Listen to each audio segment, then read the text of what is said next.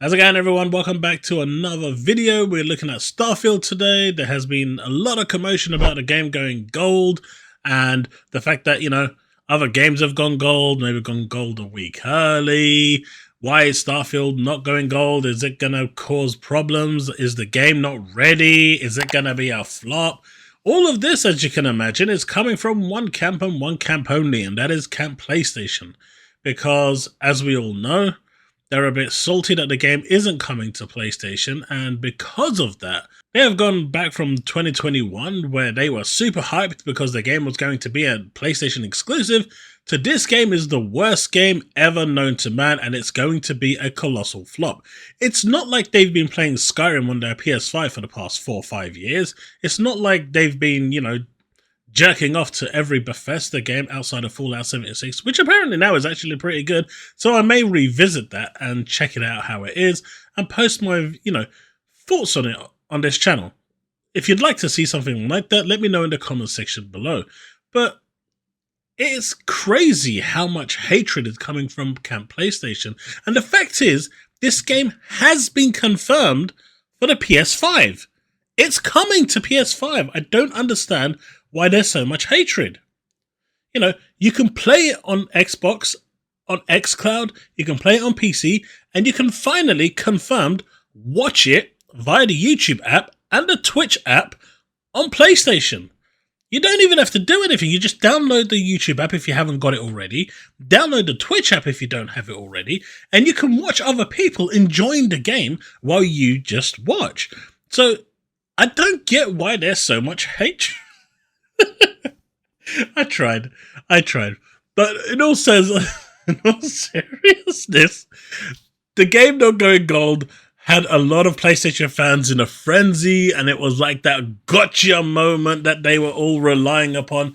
And in reality, because this game is coming to Xbox, not PlayStation, it is coming to PlayStation on YouTube and Twitch, but because it's coming to natively play on Xbox and PC, well, going gold doesn't really matter. And in this day and age, does going gold even matter? The reality is going gold just means that the game is ready to press onto disc. But with a day one patch, the game is incomplete anyway. The game isn't full. If you need a day one patch to just get the bugs fixed, what's the point of that going gold? It's just a disc that's there that's going to boot it up, and then you're going to download the day one patch, because without it, the game's going to be a buggy mess anyway.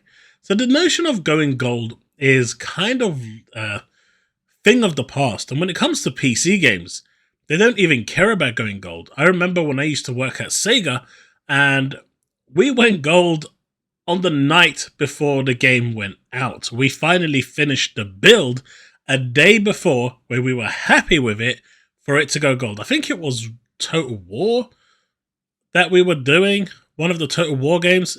I can't remember exactly. It's been a while. But when it comes to PC, it doesn't matter, because all their games are digital anyway. And as the landscape changes, this whole going gold is going to be a thing in the past. It literally is just there so they can say that we've got a working product for a disc. The fact that it needs a day one patch is something completely different. But we do have news that Starfield has finally gone gold. And as you can see here, it is finally there. Prepare for launch! Starfield has gone gold. Preloads begin tomorrow for Xbox Series X and S, and Windows PC on August 30th for Steam.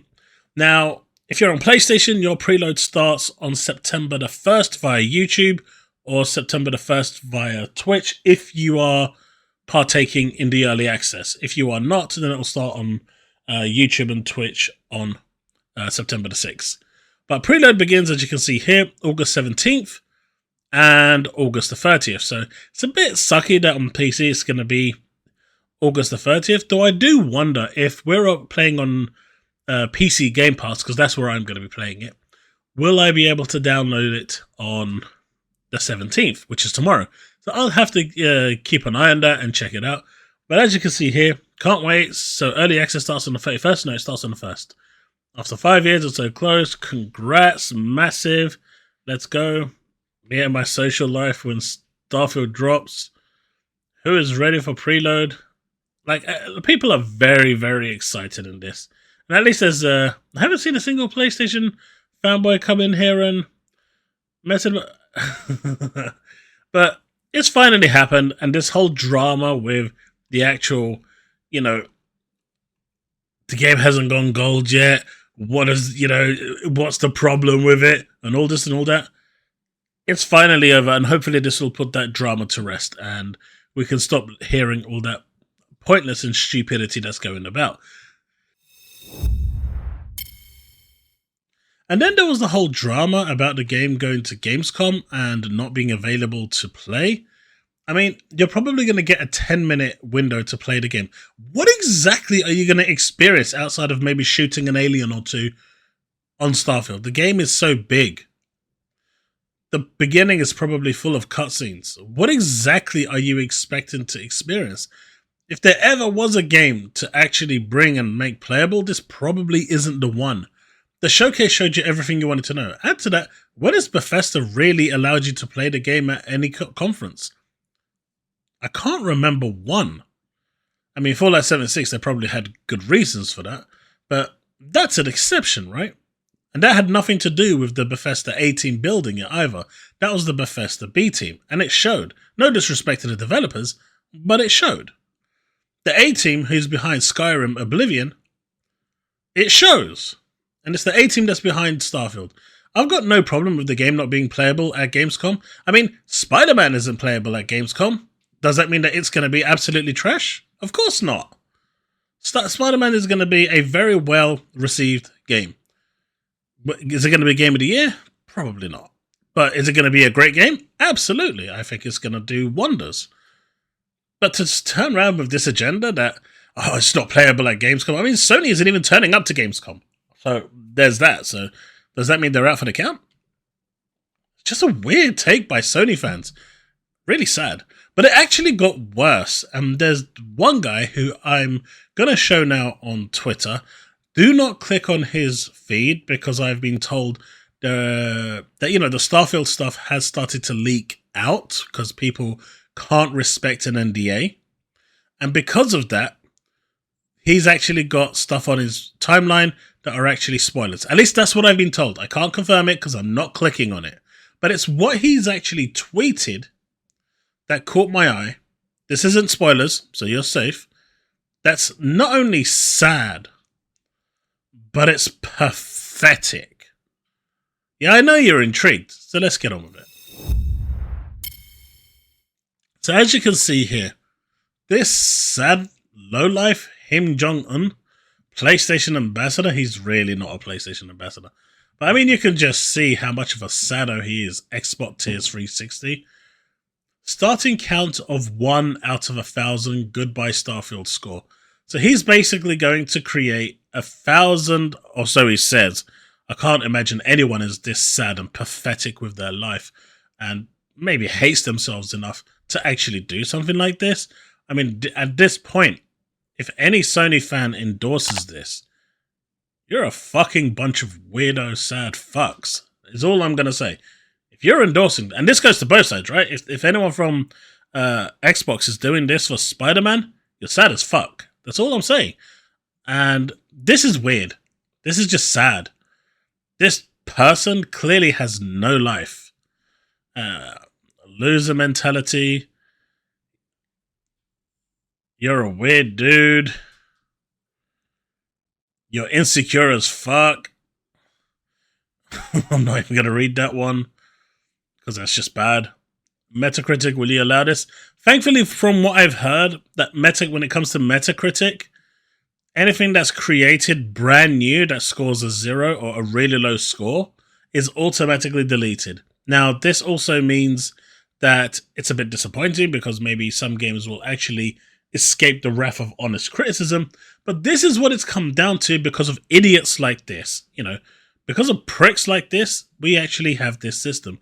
I still believe that Metacritic should introduce a system that basically forces you to get to a certain point in the game, maybe about 3-4 hours into it, before you can actually, and it'll be triggered by an achievement, right? So depending on the game, because some games are like an hour long, so it'll be like 20 minutes of gameplay, you know, it'll be a certain percentage of the way through. You'll have to unlock a specific achievement, and once you've unlocked that achievement, then you can actually come over here, link your account. Your account has to be linked, and then you can put a user review in. And if at that point you're going to sit there and play it for 4 hours on 1,000 accounts just so you can come back here to post these, I mean, I don't think you'll live that long, but that's sad, right? Even if you did it for 5 accounts, that is so sad. People just need to go out and experience the world a bit more. This is getting out of hand, but that's just my opinion. Do not click on this dude's profile. Don't click on anything. I've just seen this, and I'm going to block him immediately from here on out, so I don't get anything spoiled to me, because I want to go into Starfield, you know, with a bit of knowledge, but not the story spoiled, because I'm really looking forward to the story. But for someone to go to that extent and think it's a cool thing to just turn around and go, hey man, check me out, I'm gonna be doing this, to Lois Scott, you gotta be one sad fuck. Like, life must have failed you in such a weird way, where if this is your way of getting kicks out of life, that basement must be doing you real good. That's all I'm saying. But that's all I got for you for today. I know I ended it on a sad note, but hey, it's gone live. You can preload the game from tomorrow. Let's end it on a high. Windows on the 30th.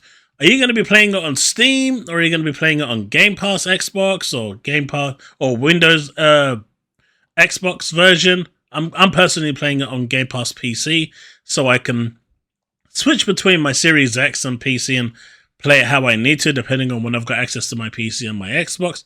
But also because through GeForce Now, if it actually does go to GeForce Now, we do know that Game Pass is now coming to GeForce Now, so games will be playable on GeForce Now through your Game Pass subscription. GeForce Now does have a subscription model, but there is a free tier as well, so you can go through there. But it just gives you access to more ways to play your games, and that is always a good thing. I'm pretty happy with that, and hopefully we'll get more news of that nearer the time.